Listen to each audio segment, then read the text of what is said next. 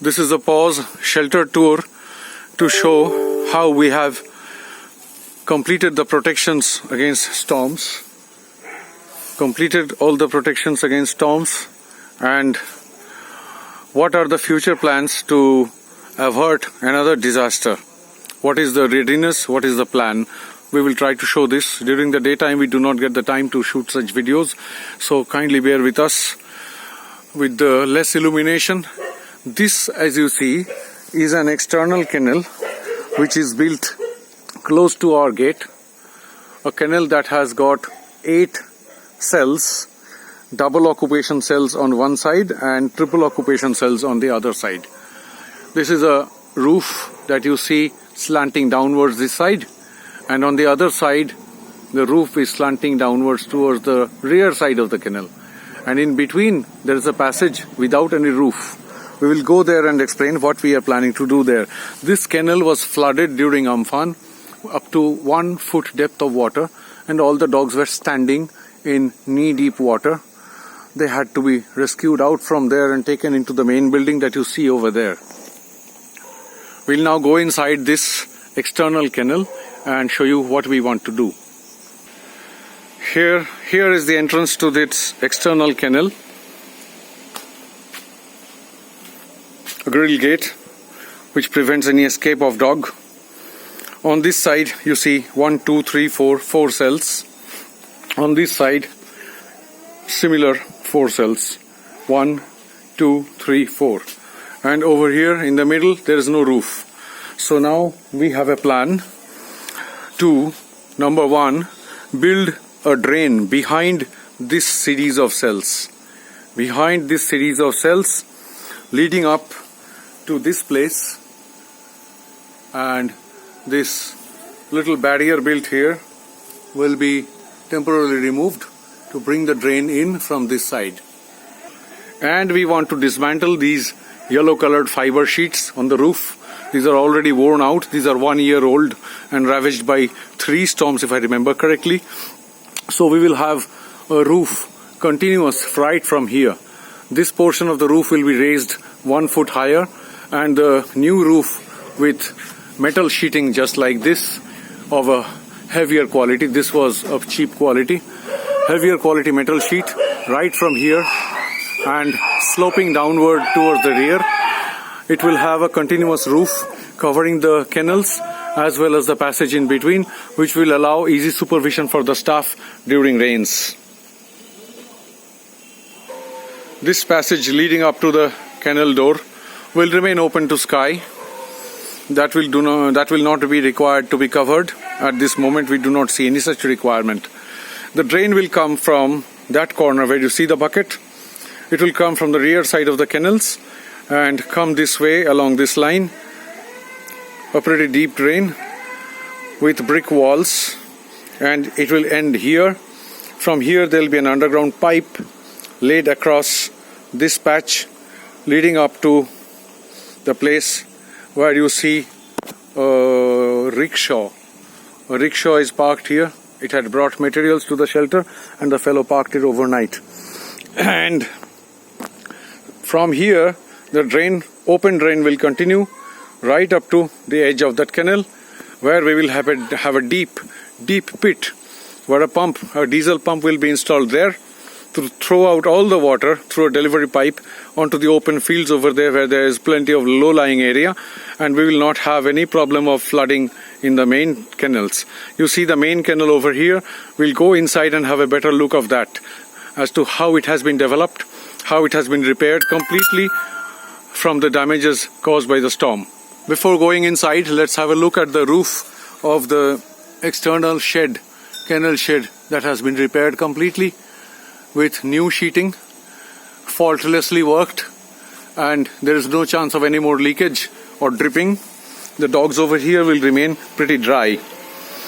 You can see already this space is occupied by some dogs. Some more will be located here depending upon their mutual tolerance. We do not want dog fights, so we always strategically place the dogs in such a way that there should not be any fights. This place, as you see, is now completely insulated from the weather, and on that side some temporary plastic sheets are hung over there to keep the rain out. We'll do some more permanent arrangement over there. It will take a little more money and time. Now we enter the main kennel from this external kennel shed. Now here we are into the main kennel shed. It's completely repaired with new bamboo structure and new metal sheeting of suitable thickness. This has allowed this kennel to remain completely dry during the last 2 seasonal rains that have actually caused us some concern whether the sheeting will hold good or not, but it has held good. Now you see on the side of the kennel we have built rain sheds which will prevent any rain lashing entering into the kennels. At the far end you see it seems to be completely blocked with sheeting. No, the sheeting have been fixed today and kept suspended. Tomorrow the ends of the sheeting will be lifted up and mounted on brackets to form a louver type of arrangement as you see over here. That will also prevent any rain lashing coming from towards the field and wetting the dogs over here. It will all remain weatherproof. At the other end of the kennel you see the louver system has already been installed pretty rigidly, and on top of that, from the top of the brick wall right up to the roof structure over there, we will have nets installed so that mischievous dogs cannot jump up from the kennel over here and climb over and run away to the other side.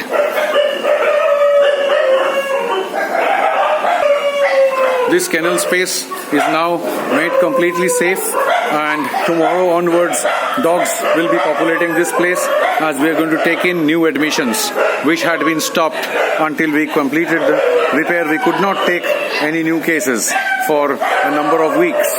Now it will all start again. The balcony of the main building has been our main resource for keeping dogs safe during the storm, and the treatment table had been shifted here. You see some sort of makeshift arrangement has been made to allow the treatments to continue in spite of bad weather. Dogs are crowding this balcony, which we usually do not like because it causes difficulties in operation. These dogs will be located to the external kennels which have now been rectified. This is the operating room with AC fitted recently just before the storm.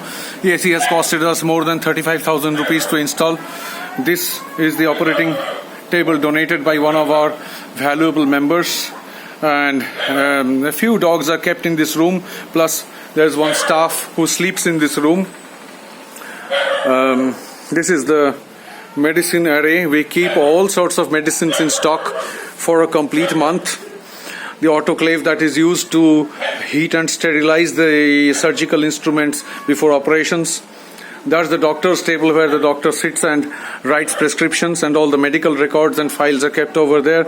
We have too little space, so somehow makeshift arrangement has been done. That in a nutshell is the operating room, OT room. And now we go on to the recovery room, which is used for dogs after operation, after the sterilization operations. That's the door of the OT room that we have seen just now, and the door adjacent one is the recovery room door. We go inside now. We are inside the recovery room now. This is also a medicine cabinet kept here as storage, which is not required frequently. Frequently used medicines are all on the shelf in the other room that we have seen. This is the recovery room, and this is where we have cages kept in 2 layers in order to utilize the capacity of the room. Very large cages which are good for 2 dogs, but at this moment we see that some cages are empty, some cages are damaged by naughty dogs. We have to spend money to repair these damaged cages. These cages have cost us something like let me recall, something like 2,500 per cage. We had transported these from a dealer at Delhi. Pretty large size cages. You can see how much space is available after a large This is a medium-sized dog. Another medium-sized dog can be kept here during the recovery phase, where they do not need to have much movements. For a large-sized dog, as you see here, it's always single occupation. We do not crowd the cages too much. This is, in a nutshell, the recovery room. We move out to the next part of the kennel. We move on to the portion of the shelter which we call the Amtala. And there's a huge mango tree over there, around which we have built our sheds without cutting the tree. And this is where we keep some permanent sheltered dogs who are able to live together peacefully, and they do not fight with each other. They remain free over here in this enclosure, and the grassy land over there has got a fencing on the rear side. All along that place is a fencing that prevents them from escaping into the big field. And these are the little dogs who always squeal and jump whenever I visit the place. All of them want to be petted. This entire shed was completely damaged by the storm, and now you see it is fully built up with new sheeting, thanks to a lot of public, non-members and members, people who do not ever interact with us, do not know us. All of them have believed our work from seeing the Facebook posts, and they have contributed a lot of money, but we are still short of a lot of money in order to cover the expenses of these repairs.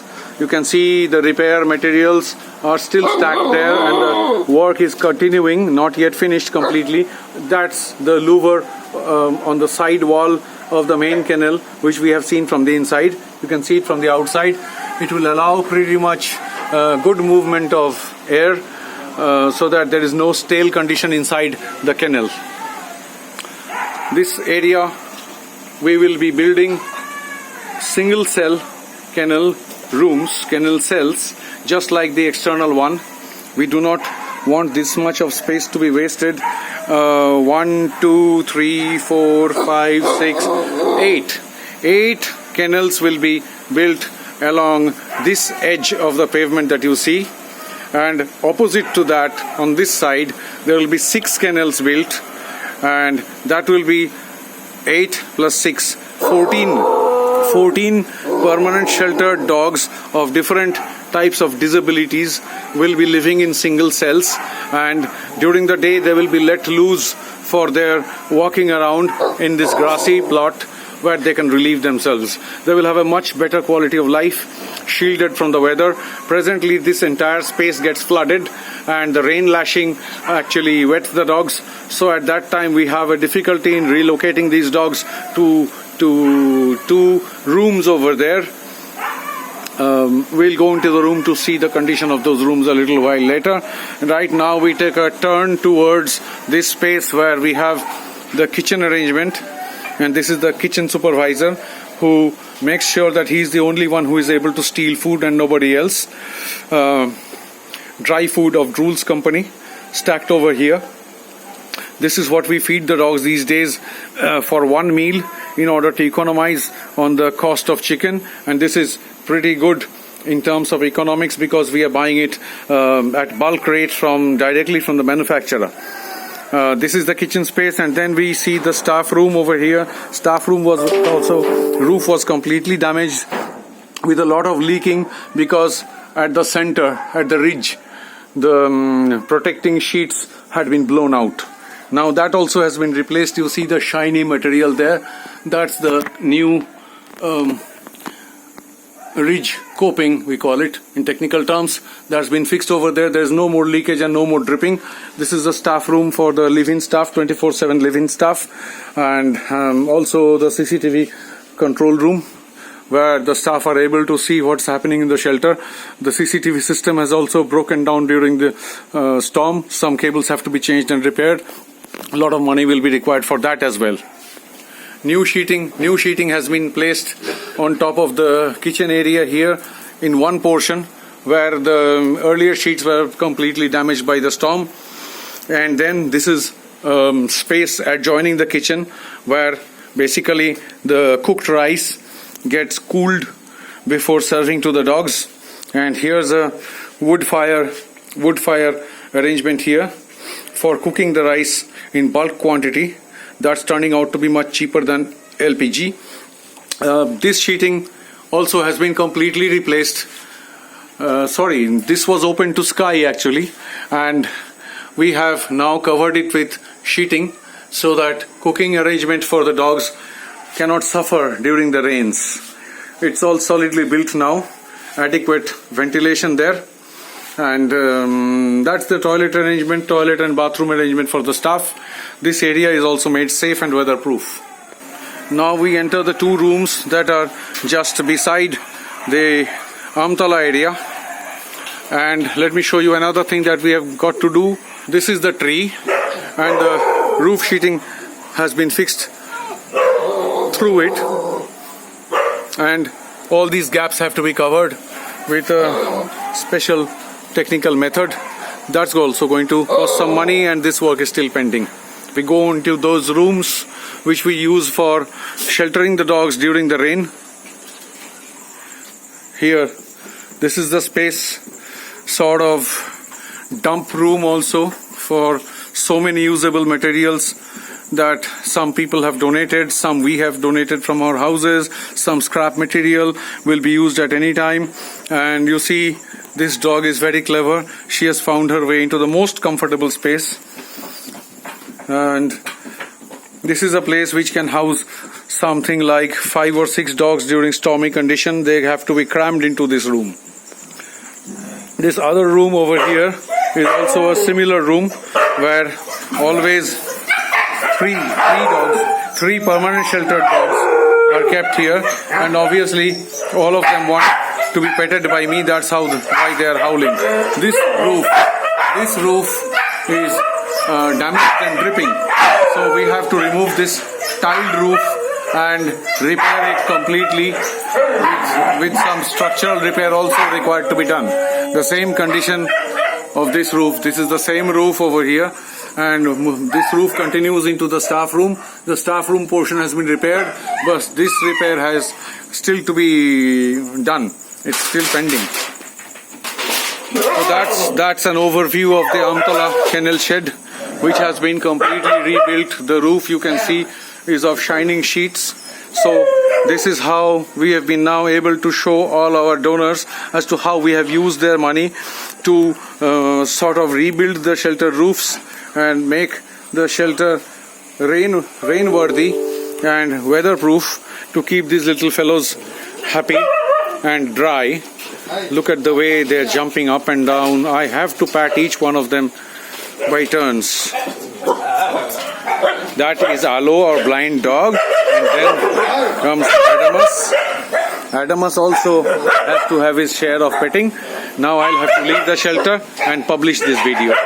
Thank you for viewing it. Thank you for being with us, and thank you for supporting us through all the development. Without your support, which would not have been possible at all. Thank you very much. Keep on supporting us, please.